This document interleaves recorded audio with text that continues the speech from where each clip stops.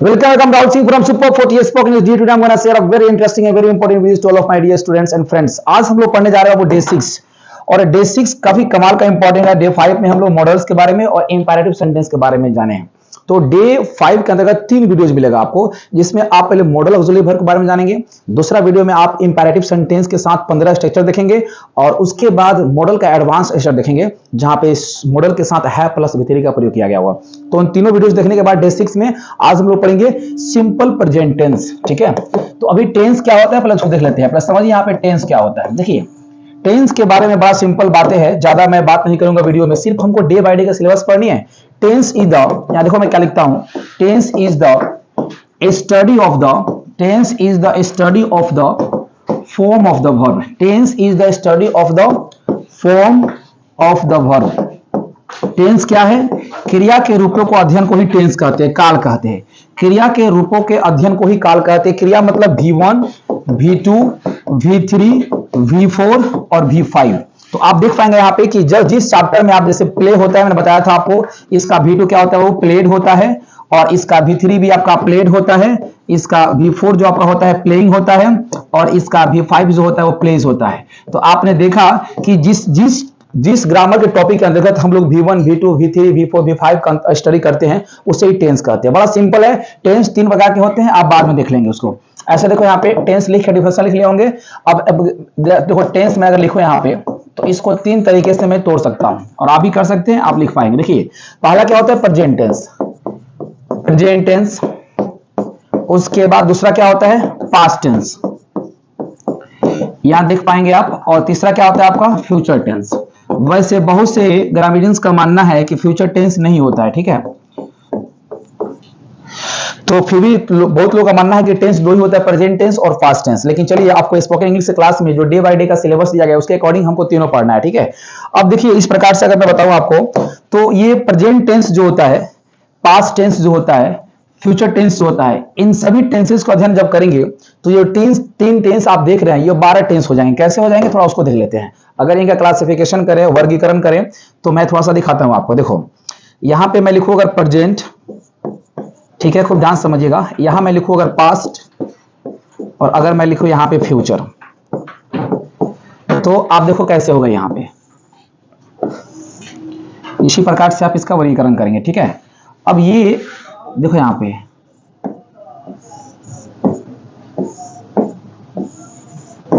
अब देखो यहां होता है इंडेफिनिट, INDEFINITE,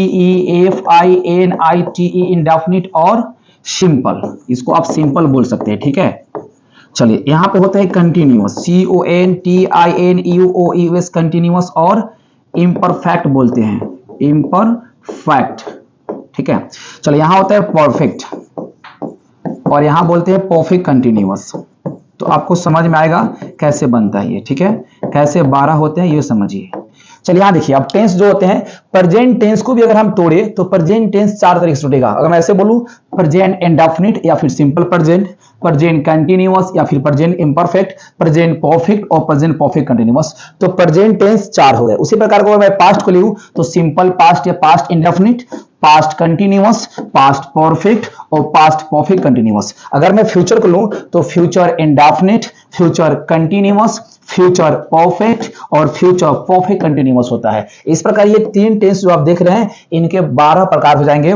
ये 4 इनके काइंड होते हैं। इसके नाम पे हम लोग प्रेजेंट, पास्ट, फ्यूचर जोड़ सकते हैं। तो आपने देखा टेंस कितने होते हैं, 3 होते हैं। और जब तीनों टेंस का हमने क्लासिफिकेशन किया तो कितने हो गए आपको, इंडेफिनिट, कंटिन्यूअस, परफेक्ट और परफेक्ट कंटिन्यूअस 12 हो जाएंगे, ठीक है। इस प्रकार से टेंस की स्टडी 12 हो जाएगी। आगे थोड़ा सा बात है, आप देखिए सिंपल प्रेजेंट टेंस लिख के डैश देते हैं, टाइम बिल्कुल गवाना नहीं है। टेंस किसे कहते हैं, जिस चैप्टर के अंतर्गत आप V1, V2, V3 का अध्ययन करते हैं उसे ही टेंस कहते हैं। सिंपल भाषा में समझना ताकि आपको समझ में आ जाए। यहाँ पे चूंकि ग्रामर की क्वेश्चन सॉल्व नहीं करनी है, आपको इंग्लिश बोलने की प्रैक्टिस करनी है, ठीक है ना। प्रैक्टिस जबरदस्त होनी चाहिए। जितना ज्यादा आपका प्रैक्टिस होगा, जितना अच्छा आपका प्रैक्टिस होगा, उतना ही अच्छा आपकी इंग्लिश कम्युनिकेशन होगा, आपका कॉन्फिडेंट इंग्लिश लैंग्वेज में ज्यादा हाई होगा। चलिए सिंपल प्रेजेंट टेंस या फिर प्रेजेंट इंडेफिनिट उसको हम लिखते हैं, ठीक है।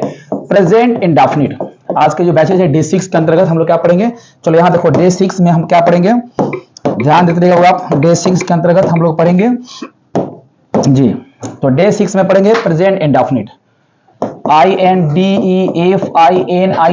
क्या अंतर होता है प्रेजेंट इंडेफिनिट में और सिंपल में? चूंकि देखो प्रेजेंट इंडेफिनिट के अंतर्गत जो सेंटेंस आता है वो डिफिनिट होता है, यानी ये टेंस क्या होता है, डिफिनिट होता है, लेकिन इसका नाम इंडेफिनिट क्यों रखते हैं, ये जब हम लोग ग्रामर पढ़ाएंगे फिर वहां पे आपको डिस्कस करेंगे। फिलहाल आज आपको कोई भी कंफ्यूजन नहीं रखना है, सीधी आपको पढ़ाई करनी है। तो प्रेजेंट इंडेफिनिट या सिंपल प्रेजेंट टेंस फिलहाल आप जान लीजिए एक ही होता है, लेकिन चूंकि एक होता नहीं है, अंतर होता है इंडेफिनिट में और सिंपल में, ठीक है। तो चलिए यहाँ पे अगर मैं सिंबल की बात करूं इसकी, तो सिंबल की अगर मैं बात करूं तो सिंपल प्रेजेंट टेंस या प्रेजेंट इंडेफिनिट का सिंबल जो होगा वो हिंदी मीनिंग के अकॉर्डिंग ता है, फिर यहां देखो ती है, फिर यहां देखो ते है, और फिर यहां देखो ता हूं। तो ये होता है आपका हिंदी मीनिंग के अकॉर्डिंग, यानी कि जो वर्ब होंगे उनके लास्ट में ये सब वर्ड आपको मिलेगा हिंदी मीनिंग का, ठीक है ना। तो बड़ा सिंपल बात है, अगर मैं कहूं आपको कि भरोसा अगर भगवान पर है, कि भरोसा अगर भगवान पे है तो जो लिखा है तकदीर में वही पाओगे, कि अगर भरोसा भगवान पे है, गॉड पे है, तो जो लिखा है तकदीर में वही पाओगे। अगर भरोसा खुद पे है तो भगवान भी वही लिखेंगे जो तुम चाहोगे। बड़ा सिंपल, इससे बड़ा सिंपल कंसेप्ट है कि अगर भरोसा तुम खुद पे करते हो कि I can speak in English, I am the best, I can speak, I am the best, I can speak, I am the best, I can speak, definitely you will speak English, my dear friends and students. So here very simple concept. Now you have to identify each and every sentences with the help of this type of Hindi. इस Hindi meaning के, इस हिंदी कुछ पहचान के अलावा आप sentence की पहचान कर सकते हैं, फिर उसको बोल सकते हैं। तो सिंबल क्या होगा इसका, ता है, ती है, ते है, ता हूं। सिंबल क्या होगा, ता है, ती है, ते है, ता हूं। किनके अंत में रहेंगे, ये मेन वर्ब के अंत में रहेंगे। मेन वर्ब क्या होता है, मैंने कमाल का कंसेप्ट दिया था कि भाई पहले वर्ब को दो चीज समझ लो, एक प्लूरल वर्ब होता है, एक सिंगुलर वर्ब होता है। किसी भी वर्ब के अंत में जब एस होता है तो फिर वर्ब क्या होता है, सिंगुलर हो जाता है। बड़ा कमाल का कंसेप्ट है, जब भी किसी वर्ब के अंत में एस हो फिर वर्ब क्या होगा, हमारा सिंगुलर वर्ब हो जाता है, ठीक है। तो चलिए हमने क्या लिया, सिंबल ता है, ती है। अब स्ट्रक्चर की बात मैं करता हूं, चलो स्ट्रक्चर लिखते हैं। पहला स्ट्रक्चर क्या होगा, वो हमारा सब्जेक्ट प्लस V1 या V5 प्लस ऑब्जेक्ट। ये जो V1 V5 मैं लिख रहा हूं ना, इसके बारे में मैं डे 2 के सब्जेक्ट वीडियो लेक्चर में बता चुका हूं। देखो V1 का मतलब प्लूरल, जन्म से कोई भी वर्ब हमेशा प्लूरल होता है, और जब उसमें एस लगाते हैं तो वो सिंगुलर बन जाता है। तो कंसेप्ट हमेशा याद रखना है my dear students and friends, कि जब भी किसी वर्ब के अंत में एस होगा आप समझ जाना कि वो वर्ब जो है सिंगुलर है। इसमें आपको कुछ सोचना ही नहीं है, बड़ा अच्छा कंसेप्ट है कि जब किसी भी वर्ब के अंत में एस हो तो आपका जो वर्ब होगा वो सिंगुलर होगा, अगर एस नहीं है तो फिर वो प्लूरल होगा, ठीक है। आगे बढ़ते हैं। पहला ये लिखा मैंने सब्जेक्ट प्लस V1 या V5 प्लस ऑब्जेक्ट। अगर मैं बात करूं उसके नेगेटिव स्ट्रक्चर का, सब्जेक्ट प्लस डू या देखो यहाँ पे does plus not plus V1 plus object. अगर मैं पूछ लूं आपसे कि डू और डज में कौन सिंगुलर है कौन प्लूरल है, तो आप आराम से बता पाएंगे। पीछे मैंने कंसेप्ट दिया है कि जब वर्ब के अंत में एस हो, वो चाहे हेल्पिंग वर्ब हो, प्रिंसिपल वर्ब हो, किसी वर्ब के अंत में एस हो, ये हमारा सिंगुलर हो गया। एस नहीं है, ये हमारा प्लूरल हो गया, यानी ये V1 है, ये V5 है। अगर मैं तीसरा स्ट्रक्चर की बात करूं इसका, यस नो इंटरोगेटिव का मैं बात करूं, तो देखो क्या हुआ वहां पे, डू या does plus subject plus V1 plus object. अगर मैं बात करूं चौथा यस नो नेगेटिव का मैं बात करूं, तो डू या does plus subject plus not plus V1 plus object, ठीक है। ये बहुत इंपॉर्टेंट है आपको इस समझने के लिए। यहां देखिए, अगर मैं बात करूं पांचवा स्ट्रक्चर का, तो होगा WH प्लस डू या does plus subject plus V1 plus object. अगर मैं बात करूं इसके फाइनल स्ट्रक्चर का, लास्ट स्ट्रक्चर का, मैं बोलूंगा WH प्लस डू या does plus subject plus not plus V1 plus object. तो कुल मिला के सिंपल प्रेजेंट टेंस के अंतर्गत हमने 6 स्ट्रक्चर देखा। अब 6 स्ट्रक्चर का मतलब क्या होता है, थोड़ा इसको समझ लीजिए। इसको बोलते हैं अफर्मेटिव सेंटेंस, इसको बोलते हैं नेगेटिव सेंटेंस, इसको बोलते हैं यस नो अफर्मेटिव, ये यस नो नेगेटिव, ये WH अफर्मेटिव, ये WH नेगेटिव। अब आप सोचेंगे कि सर WH का मतलब क्या होता है, तो पहले थोड़ा समझ लेते हैं WH कहने का मतलब क्या होता है। देखो WH वर्ड जो होते हैं ना, ये क्या होते हैं, मैंने कहा व्हाट का मीनिंग क्या होता है आपको पता है क्या। मैंने कहा वाई मीन्स क्या होता है आपको पता है क्यों। मैंने कहा वेयर मीन्स क्या होता है आपको पता है कहां। वेन मीन्स क्या होता है आपको पता है कब। उसके बाद हाउ मीन्स क्या होता है आपको पता है कैसे, ठीक है। उसके बाद देखो हु मीन्स क्या होता है आपको पता है कौन। उसके बाद अगर मैं बोलूं कि हुम, WHO हुम मैंने क्या होता है किसको या फिर किसे, ठीक है। ETC बहुत सारा होता है डॉट। अब यहां देखिए WH वर्ड इसका इसलिए नाम पड़ता है क्योंकि ये शुरू होंगे या तो W से, यहां देखो व्हाट भी W शुरू हुआ है, थोड़ा सा मैं कलर चेंज करता हूं, आपको ज्यादा समझ में आएगा। ये देखो W से शुरू हुआ है वॉच, W शुरू हुआ है, W से शुरू हुआ है, W से, W और H से।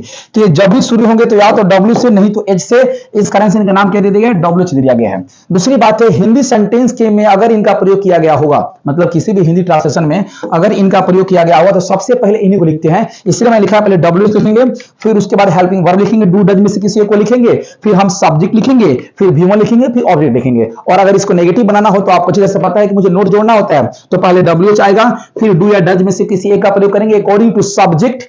सब्जेक्ट के अकॉर्डिंग हम डू और डज का प्रयोग करेंगे। अगर मेरा सब्जेक्ट सिंगुलर होगा तो डज होगा हेल्पिंग वर्ब, और अगर मेरा सब्जेक्ट प्लूरल होगा तो फिर डू होगा हमारा V1। उसके बाद आपका सब्जेक्ट, फिर नॉट, फिर V1 प्लस ऑब्जेक्ट, ऐसे बनाते हैं। तो आशा करते हैं कि WH वर्ड आप लिख लिए होंगे, क्योंकि मुझे एग्जांपल समझाना है इसलिए मैं उसको वहां से रिमूव करूंगा। ठीक है, तो यहां देखिए, बार बार मैं कहता हूं कि देखो आप लोग थोड़ा समझिएगा, और पेरेंट्स अगर वीडियो देखते होंगे तो मैं उनके लिए भी कहना चाहता हूं कि शिक्षा के साथ साथ अपने बच्चों को रोजगार, क्या बोलते हैं, शिक्षा के साथ साथ अपने बच्चों को संस्कार भी सिखाइए। रोजगार तो बाद में मिलेगा, शिक्षा के साथ साथ अपने बच्चों को संस्कार भी सिखाइए, क्योंकि बुढ़ापे में रोटी आपकी औलाद नहीं साहब, आपके दिए संस्कार खिलाएंगे। बहुत से ऐसे वृद्धाश्रम पे माता पिता जो बैठे हुए हैं वो भी किसी के बाप होंगे, किसी बेटी का और किसी बेटा का बाप होंगे, बट क्या दिए संस्कार जिस कारण से आज घर से बाहर निकले हुए हैं। तो चलो इसके बाद मैं दिखाना चाहता हूँ आपको स्ट्रक्चर। ठीक है, स्ट्रक्चर में इसको समझने से पहले थोड़ा समझ जाओ, क्योंकि यहाँ पे दो चीजें होगी। जब बोलने जाएंगे तो दिल चाहिए, क्योंकि प्रैक्टिस चाहिए, और जब उसको इंग्लिश को जब हिंदी बोलते हैं तो दिल से बोलते हैं, आपकी मदर टंग है, लेकिन जब इंग्लिश बोलते हैं तो दिमाग लगाना पड़ता है, वहां पे सोचना पड़ता है सेंटेंस का स्ट्रक्चर क्या होगा, फिर सब्जेक्ट कहाँ होगा, डू डज कहाँ होगा।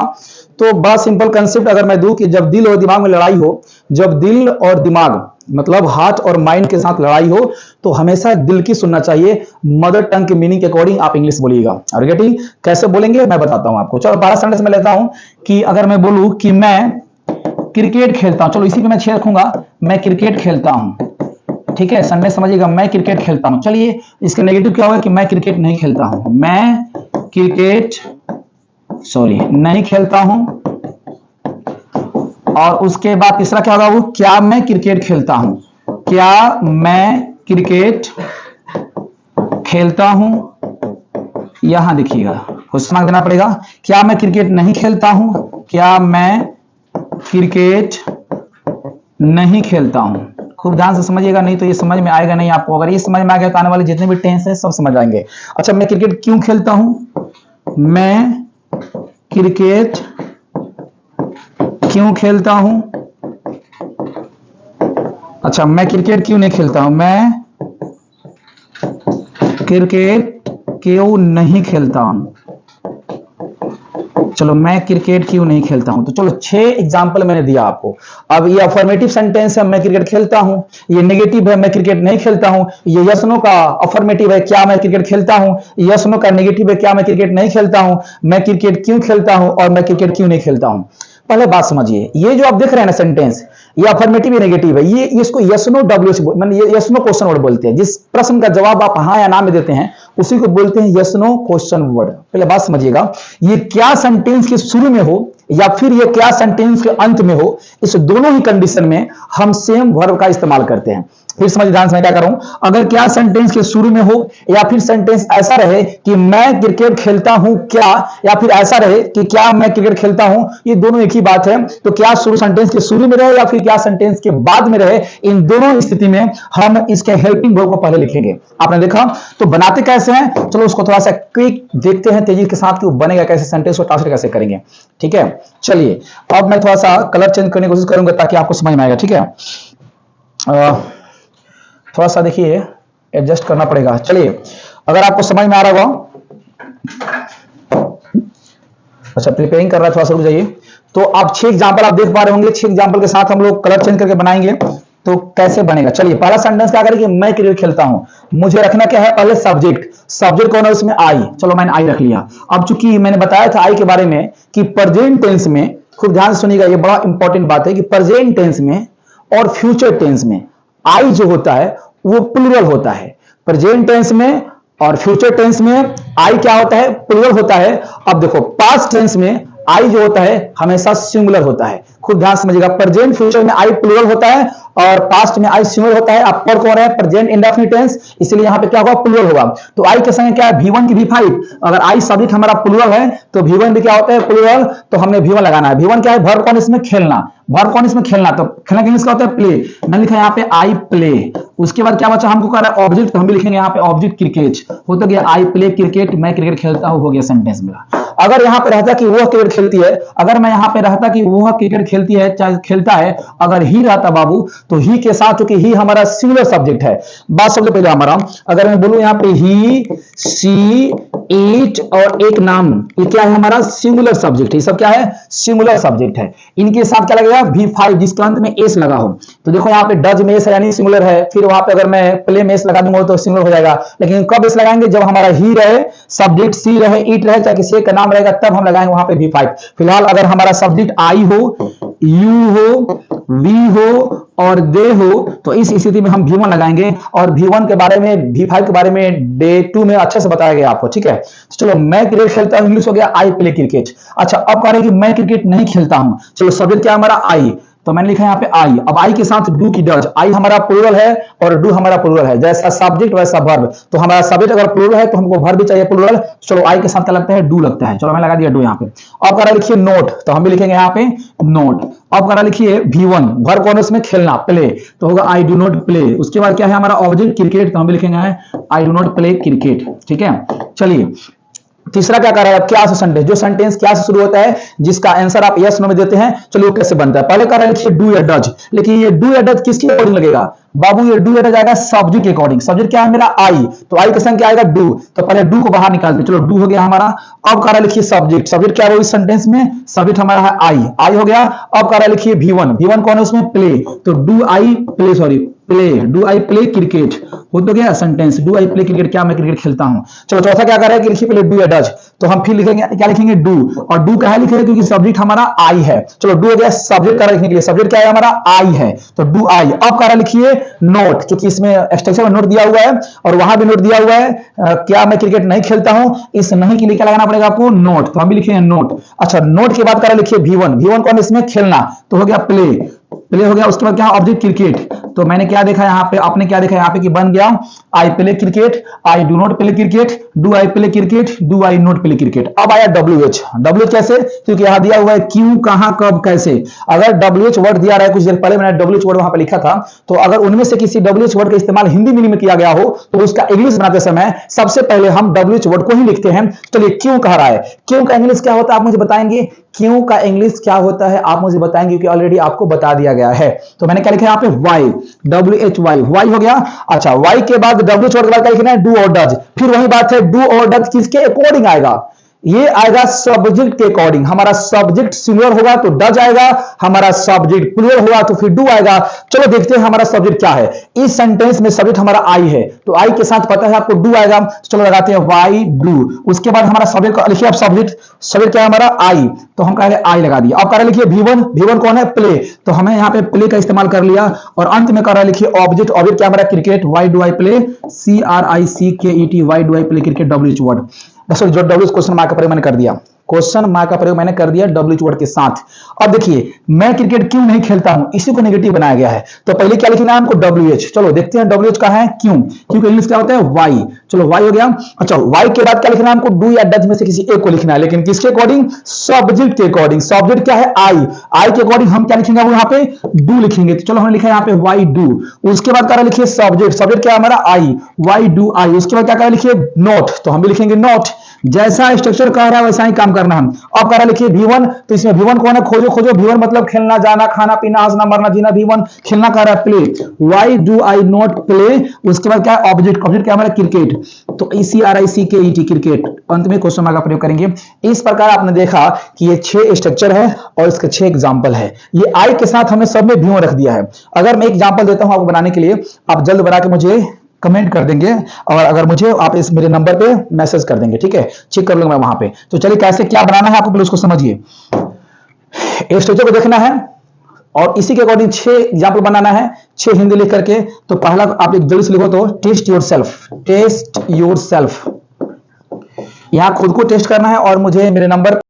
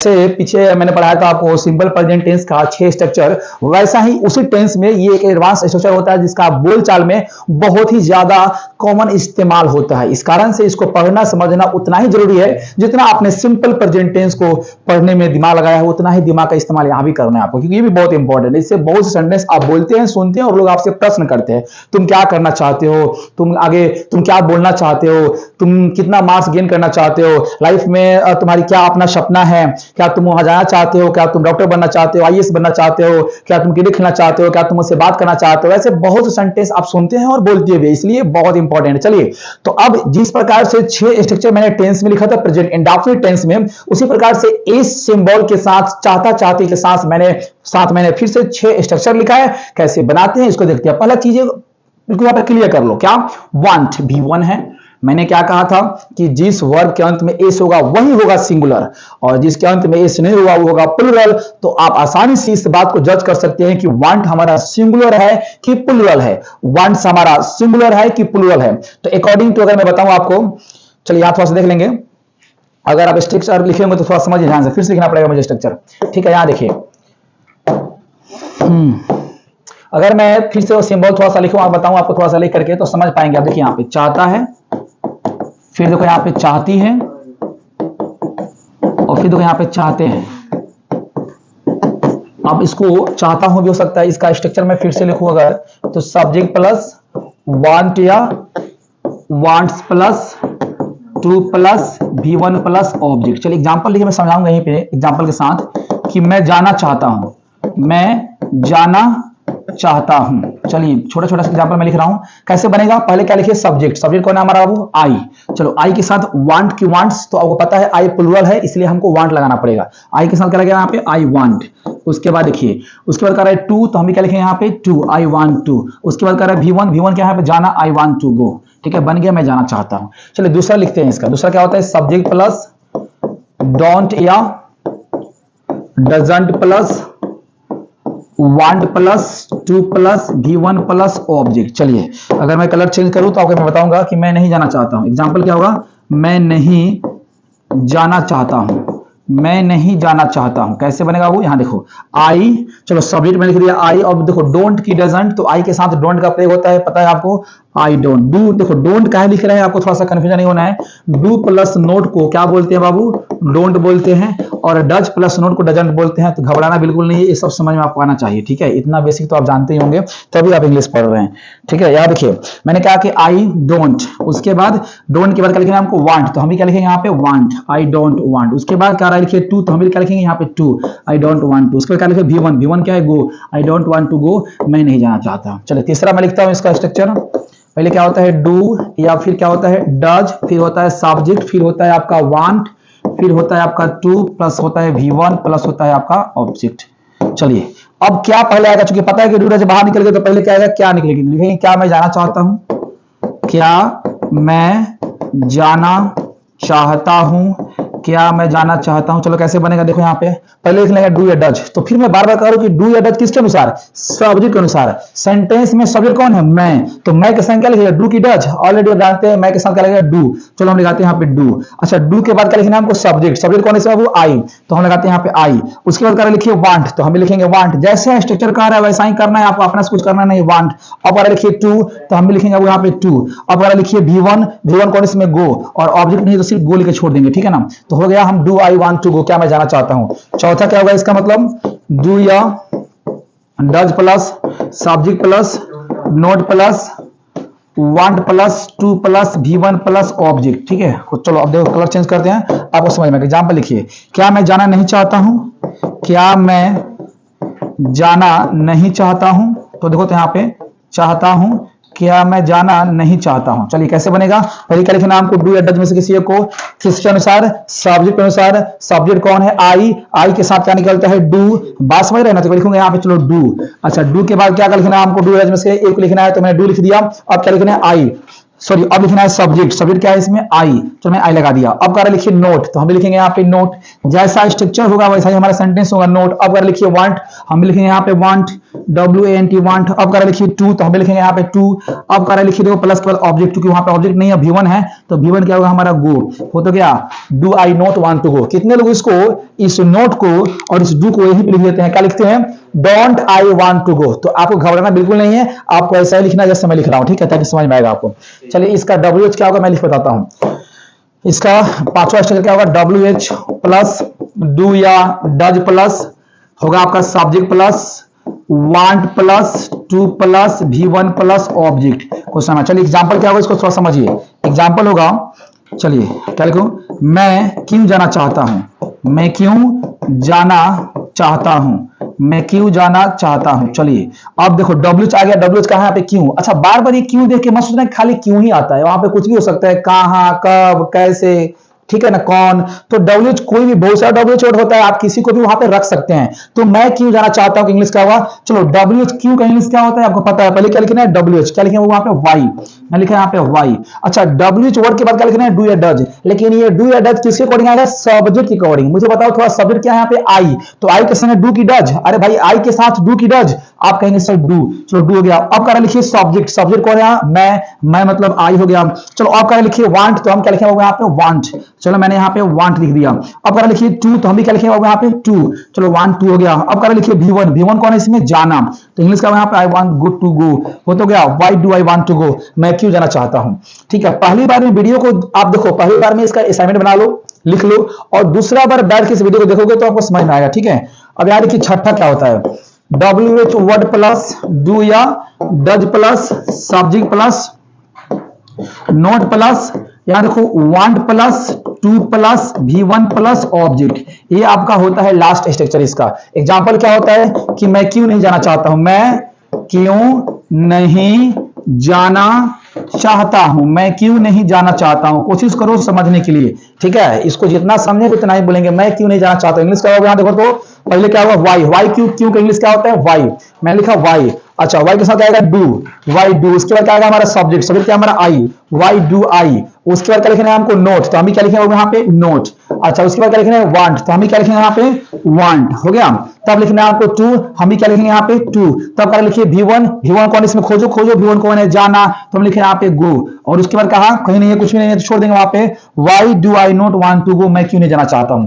कुछ बच्चों को डाउट होगा सर आप क्यों नहीं क्यों रखते हैं, WH में कुछ और रख के दिखाइए हमको। चलो कुछ और रख लेते हैं, एग्जाम्पल में तुम कहां जाना चाहते हो, तुम कहां जाना चाहते हो, तुम कहां जाना चाहते हो। देखो इंग्लिश कैसे बनेगा, तुम कहां जाना चाहते हो। अब बताओ तो कहां का इंग्लिश क्या होता है वेयर, चलो मैंने वेयर लिख दिया। अच्छा अब चाहता चाहती है तो डू लगेगा, वांट लगेगा, तो WH वर्ड हो गया। चलो पांचवा वर्ड है, कुछ भी इसमें नेगेटिव नहीं है ना, तुम कहां जाना चाहते हो यानी पांचवा है, क्यों, क्योंकि देखो यहाँ पे WH word plus do plus subject plus want plus two plus V1 plus object, पांचवा है। कैसे हम जानेंगे पांचवा है, आप क्यों नहीं जान पाए, अगर इसमें रहता है कि तुम कहां नहीं जाना चाहते हो तब ये छठा हुआ, क्योंकि पांचवा वांट के साथ अफर्मेटिव होता है, छठा नेगेटिव होता है। तो बात समझिए, तुम कहां जाना चाहते हो वेयर, उसके बाद डू, उसके बाद you, where do you want to go, where do you want to go. कैसे बन गया, कहेंगे सर आप तो तुरंत लिख दिए बिना समझाओगे। चलो WH मैंने वेयर लिख दिया, WH हो गया। यहां देखो अब कह रहे लिखिए डू या डज में, तो मैंने यहाँ पे डू लिख दिया। डू का लिख दिया क्योंकि हमारा सब्जेक्ट यू है, यू के साथ V1 आता है, चलो मैंने डू लगा दिया। अब यू लिख दिया सब्जेक्ट, फिर वांट है तो मैंने वांट लिख दिया, फिर टू है तो मैंने टू लिख दिया, फिर V1 है जाना तो जाना मैंने गो लिख दिया। तो ऐसे बनता है ये स्ट्रक्चर। इसके लिए भी कुछ होमवर्क दे देते हैं आपको, अब जल्दी से बना के मुझे उस नंबर पे सेंड कर देंगे। पहला लिखा कैसे बनाओगे, एग्जाम्पल को पहला कैसे बनाना है, 6 बनाना है आपको। चलो मैं अंग्रेजी बोलना चाहता हूं, मैं अंग्रेजी बोलना चाहता हूं, बोलना चाहता हूं, इसमें ऑब्जेक्ट है। चलो 6 बनाना है, गलत या सही बना के मुझे उस नंबर पे मैसेज कर दो। दूसरा देखो जल्दी से, मैं अंग्रेजी बोलना चाहता हूं, दूसरा लिखो जल्दी से, वह यहां आना चाहती है, वह यहां आना चाहती है। बात समझ गए ना। अब चूंकि वह यहां आना चाहती है, जब बनाएंगे 6 इसका, तो थोड़ा मैं हिंट देता हूं आपको कैसे बनाना है। सी हो जाएगा लड़की के लिए, वह है तो सी होगा। अच्छा सी के संग आप वांट की वांट्स, बाबू सी के साथ लगेगा वांट्स का है। सब्जेक्ट हमारा सिंगुलर है तो हमको वर्ब भी चाहिए सिंगुलर, जैसा सब्जेक्ट वैसा वर्ब, जैसा सब्जेक्ट वैसा वर्ब। फिर मैं बोलूं जैसा सब्जेक्ट वैसा वर्ब, तो हो गया सी वांट्स, उसके बाद टू, सी वांट्स टू। अब देखो वर्ब क्या हमारा कम, सी वांट्स टू कम, और यहां का इंग्लिश क्या होता है एडवर्ब है, प्लेस ऑफ एडवर्ब हियर। तो मैंने लिखा यहाँ पे she wants to come here, वो यहाँ आना चाहती है। दूसरा कैसे बनेगा, she does not want to come here, ऐसे करके 6 बना के भेजेंगे मुझे। तो मैंने 18 सेंटेंस वाजिब बनाने के लिए 12 सेंटेंस यहाँ पे हुआ। आप जल्द से बनाकर मुझे मैसेज करेंगे उस नंबर पे जो नंबर मैंने दिया है। चलो एक थोड़ा स्ट्रक्चर और आगे पढ़ते हैं थोड़ा सा, ठीक है। इसमें एक स्ट्रक्चर आता है, जल्दी से लिखेंगे आप, लिखो तो जल्दी से नोट में, इसको नोट मेंशन करेंगे। जो होता है सिंबल इसका होता है, ये सब एडवांस स्ट्रक्चर है, लिखिएगा।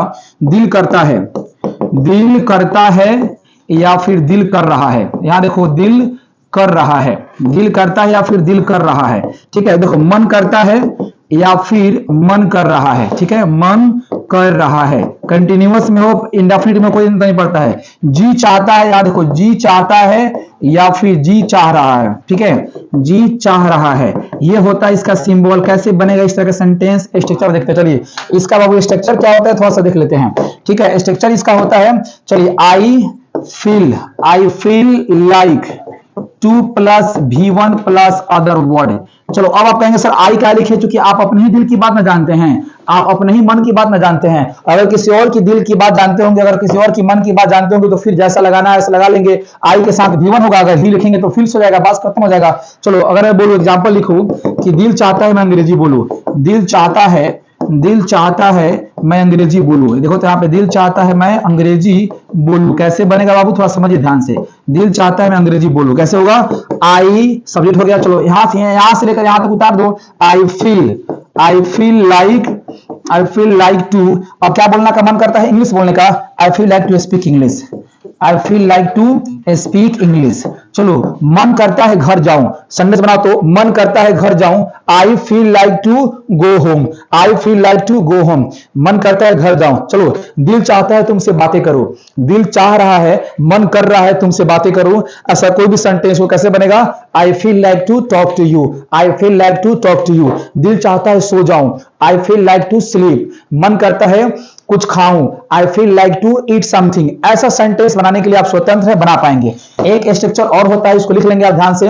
एक स्ट्रक्चर और होता है, स्क्रीनशॉट ले लीजिए जल्दी से बाबू, स्क्रीनशॉट लो जल्दी से। चलो एक स्ट्रक्चर और होता है, क्या होता है 2 नंबर में, इसको 1 नंबर दिए हैं। चलो ये होता है, देखो सिंबल क्या होता है, आता है, ये बड़ा इंपॉर्टेंट है। आता है, यहां देखो, आता है या जानता हूं, आता है या जानता हूं या मालूम है, ठीक है, मालूम है।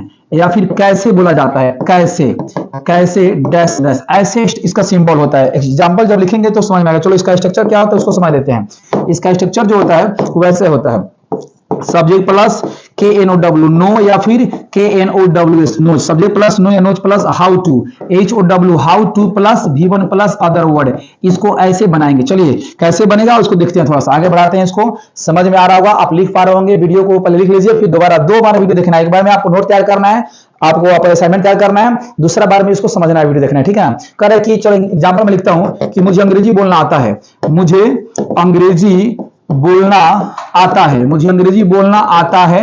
चलो ध्यान से समझिएगा इसको, या मैं अंग्रेजी बोलना जानता हूं, या मैं अंग्रेजी बोलना जानता हूं, मैं अंग्रेजी बोलना जानता हूं, ठीक है, मैं अंग्रेजी बोलना जानता हूं। या फिर मुझे पता है अंग्रेजी कैसे बोला जाता है, मुझे पता है अंग्रेजी कैसे बोला जाता है, मुझे पता है अंग्रेजी कैसे बोला जाता है, मुझे पता है अंग्रेजी कैसे बोला जाता है। अगर इस तीनों तरह का सेंटेंस होगा तो कैसे बनेगा, यहां समझिए ध्यान से। आगे बढ़ाकर थोड़ा सा देख लेते हैं। इन तीनों तरह के सेंटेंस अगर आपको बोलना हो, बनाना हो, कैसे बनाएंगे एग्जांपल बनाकर देख लेते हैं। चलो मुझे का इंग्लिश का होता है, मुझे, मैं का इंग्लिश का होता है आई। चलो आई के साथ हमको नो लगाना पड़ेगा, क्योंकि आई प्लूरल है।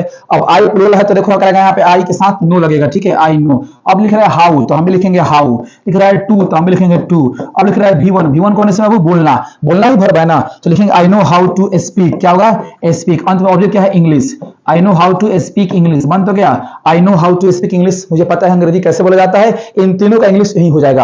अगर आता कि अगर यहाँ पे सी रहता, सी तो सी के साथ क्या लगाते हैं यहाँ पे KNOWS, she knows, she knows how to speak English, वह जानती है अंग्रेजी कैसे बोला जाता है, या फिर उसे अंग्रेजी बोलना आता है। सी क्या है, नोज क्या लगा दिए, थोड़ा सा अंतिम में इसको समझा देते हैं बाबू, ध्यान से, खूब ध्यान समझिएगा। एक नोट लगा दिखाते हैं, देखो ही होगा, सी होगा, ईट होगा, और एक नाम होगा। जब सब्जेक्ट ऐसे आएंगे, कोई भी लड़के लड़की के नाम होगा, रवि, सीता, गीता जो भी हो, तो वहां पे हम लगाएंगे बाबू डज, V5।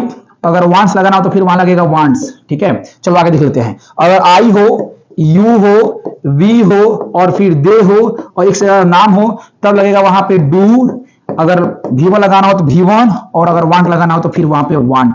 इसको याद रखना है, ऑलरेडी इसको याद रखना है। याद रहेगा तो आप गलती नहीं कर पाएंगे, कहां डज लगेगा कहां लगेगा। सब्जेक्ट अकॉर्डिंग आपको डज V5 वांट्स जहां लगेगा स्ट्रक्चर में वहां लगाना है, और आई वी यू वी दे के साथ डू V1 वांट लगाना है। जिसकी जरूरत जहां पड़ेगी वहां लगाएंगे इसके अकॉर्डिंग, ठीक है। तो ये था सिंपल प्रेजेंट टेंस का वीडियो, डे 6 था। इसमें हमने कुछ एक्सरसाइज की पढ़ाई किया है। आशा करते हैं आपको समझ में आया होगा। एक बार नहीं, इस वीडियो को 2 बार 3 बार देखिए। अगर कुछ दिक्कत हो तो उस नंबर मैंने जो नंबर दिया उस पर मुझे मैसेज करो क्या दिक्कत है, मैं दोबारा फिर से आपको पढ़ाऊंगा, ठीक है।